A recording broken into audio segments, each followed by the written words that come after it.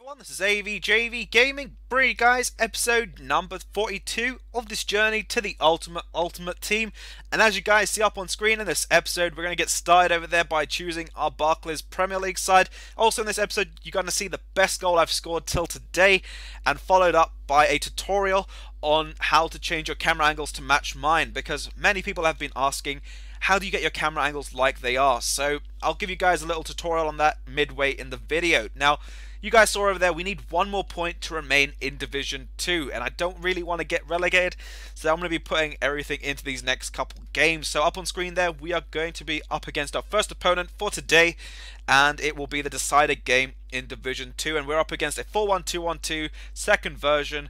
It looks more like a Croatian side. You can see De Gea from the Barclays Premier League. You've got Ramos over there from the Liga BBVA, and you've also got, I believe, that's Huntelaar, and he is from the Bundesliga. So we've got a nice mixture of leagues in this team, but this guy was a very strong opponent. Just from the offing, he just started going on those really quick attacks, and that put a lot of pressure on the way that I had to play. So you can see over there, when these games are very, deciders, they can put a little bit of pressure, and that can lead to a few faults. But he does go and get a goal, and Schwarzer not pulling his weight. And then over there, we went with Walcott's weaker foot.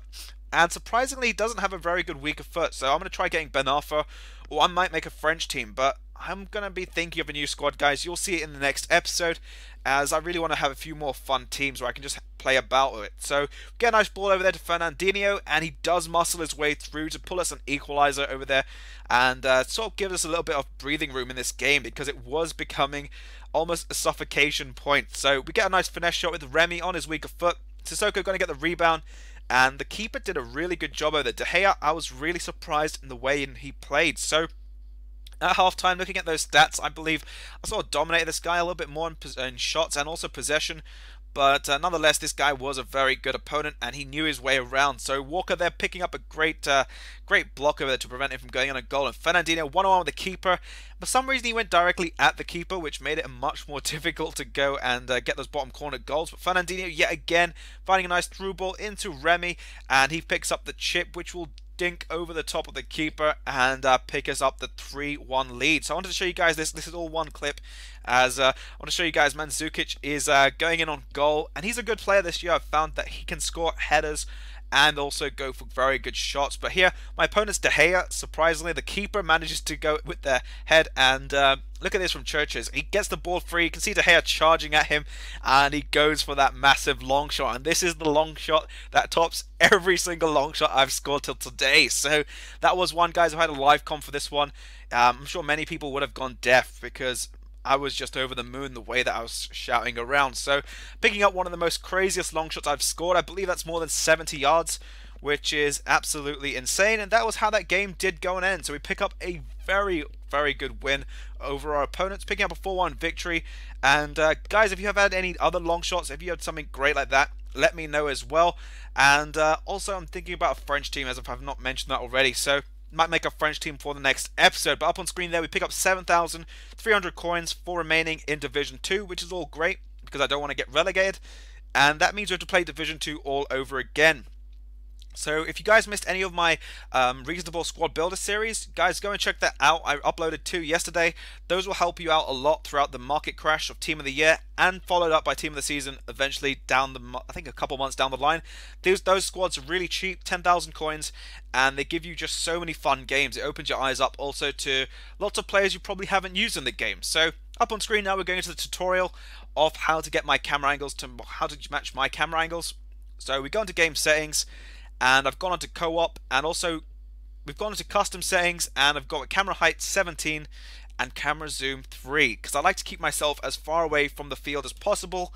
It just gives you that more of a aerial view of the field, so you can see all those through balls, players making runs, and also it can help you to understand if your opponent's changed their formation in the actual game itself, because that way you can understand how many defenders are all over the place. So it gives you more than just a little little insight to the way your opponent plays, but also it gives you a much more effective game style. And I think also, if those of you guys on next gen, it gives you a much more better playing style. I've tried it out a couple times myself, and it's kind of, I'd say it's much better. So up on screen here, we're trying to look for another opponent in the new Division 2, as I like to say, new Division 2. And this first game back in Division 2, trying to get a opponent to play with, and everyone's got 2 latency or orange latency, which as many of you guys know is going to be a very laggy game, and if it's red, you're just expecting the opponent to disconnect. But majority of the time you can actually disconnect yourself and you will get much less coins. So here I was just trying to choose one kit, but my opponents were so fussy with their kits I decided to leave that pre-game lobby sort of thing and look for another opponent. So eventually we came up against Skills, and he's got a English side, so we're going to see if he does eventually play us.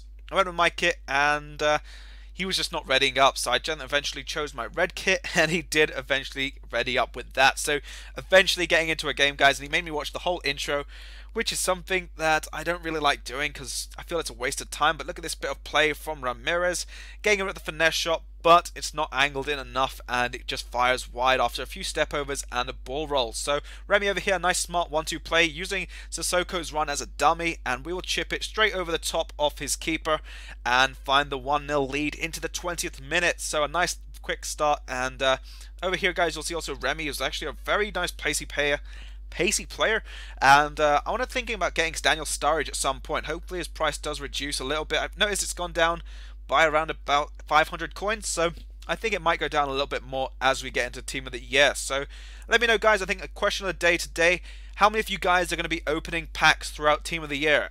Let me know down below. If you guys are opening packs, let me know. If you guys are not opening packs, also let me know as well. I want to know exactly how many people are opening packs, and if you get anything good, tweet at me at AVJVGaming, and I'll retweet it out so you guys, get to show you exactly what you got. So over here we get a bit of play with Asaidi into Sissoko, a few step overs to get free onto the keeper, and surprisingly my players have been kicking the ball directly at the keeper, and I don't really like that because I do have it on semi or manual, as I like to aim in the corners, but recently they've just been, I don't know, aiming it straight at the keeper, which is kind of an annoying thing. But here with Remy, go with the cross. Could have gone with the parcel on the front of the goal.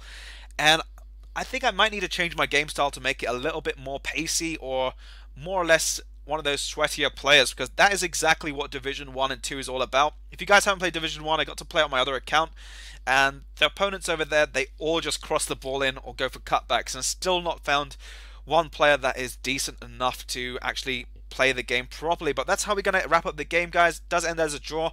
Pick up 1 point into Division 2. And if you guys have enjoyed the episode, by all means feel free to drop it a like. Subscribe if you're new here for more daily FIFA 14 content. And this has been AVJV Gaming, and I'll catch you guys for the next episode.